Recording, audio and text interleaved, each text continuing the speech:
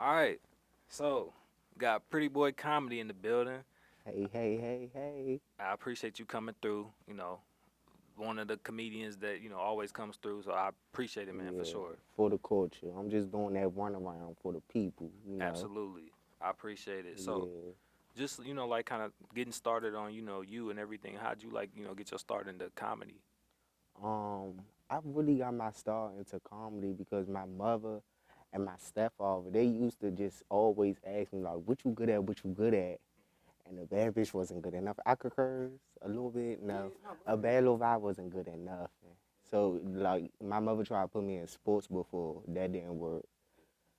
So it was like I ain't really know what to do. And I remember when Vine came out, I had like some friends growing up that really was into it and was like, "You should do Vine." And then Vine was about to end at the time. So I tried to do Vine, had hopped on Vine, and then I just did like Instagram. And I was 15 and I just was doing it ever since. I was just doing like little skits.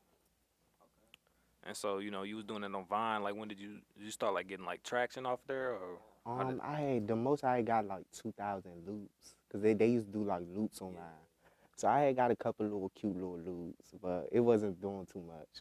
And even like if you go all the way down on my page, it's not a lot of traction I was getting even at first. I just always was in love with comedy, for real, for real. Like it's just something I was always good at. Like just making people laugh because of naturally who I was. So Yeah. it wasn't too much really to do. So was that like something like you had picked up on as a kid that you was like funny like that? Yeah, because I really was like animated and into theater. Like I Okay. used to want to be a Disney kid. I love the Hannah Montana. Yeah. Yes, like I used to want to be a Disney kid so bad. So I used to always like just fake practice like as if I was gonna be in the Disney movie or on the Disney show. And Uh-huh. I think that prepared me for doing the internet comedy. But like I knew I loved it because like no matter what, it was something I could do. Like I do comedy, shaking a cup in a cardboard box.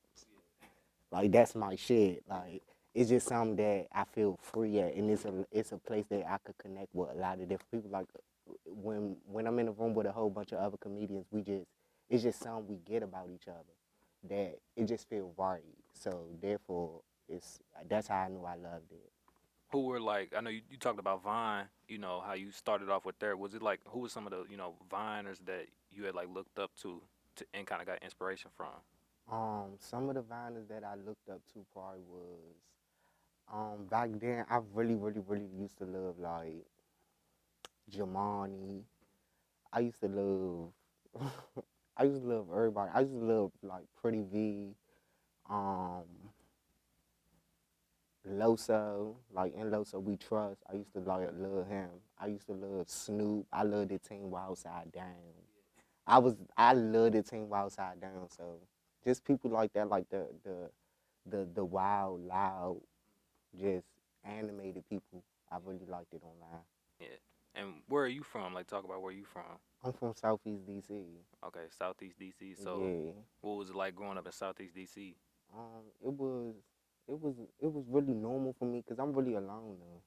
So like people that I grew up with me, they know who I am, but it's like I wasn't really all around. I'm outside. Da, da, da, da. I'm a loner to this day. So it was like I had my few select people that I deal with. Growing up though, like I was just a bad little bitch.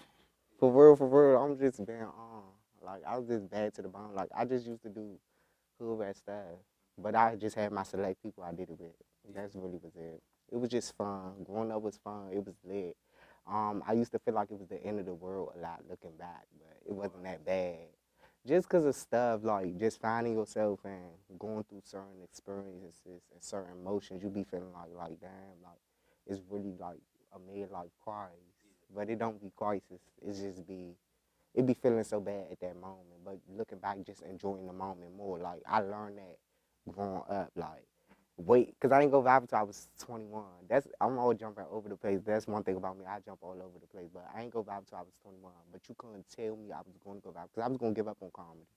A lot of people don't know that I got put out of college, and when I got put out of college, I went to Job Corps, and I told myself I was getting too old for it. Because my Southeast friends, I had sent them a skit I was doing, and I was like, y'all think I should post this?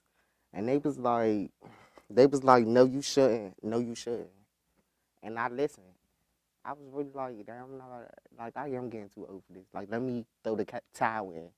God threw that motherfucker back into the head, wipe that sweat off your forehead, and get back in the game because COVID had happened. And when COVID had happened, I went back home and I had nothing but to do but crack a couple jokes. It was a whole pandemic. So I was just cracking my little jokes, and I happened to go viral on one of my lunch breaks.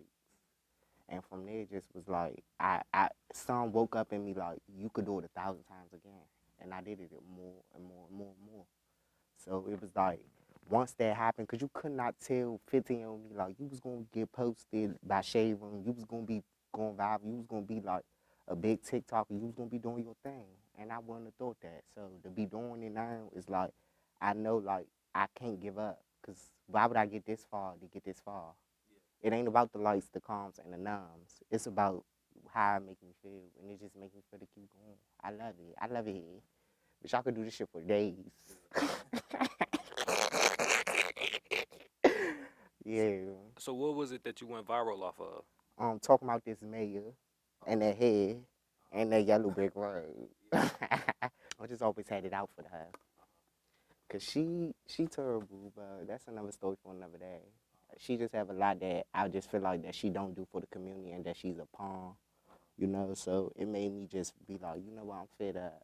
And I just got something to say for the people. Like, we didn't want a dusty brick road.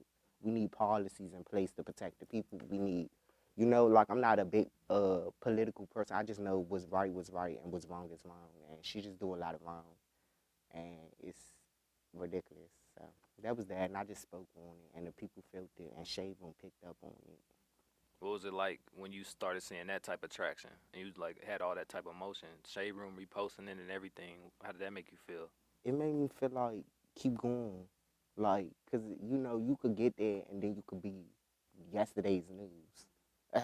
So Shade Room posted you really don't mean nothing because I had traction before Shade Room posted me. I was doing skits and stuff, and I had made it to like 10K by myself. So when Shade Room had posted me, it had went from 10K to like 25K.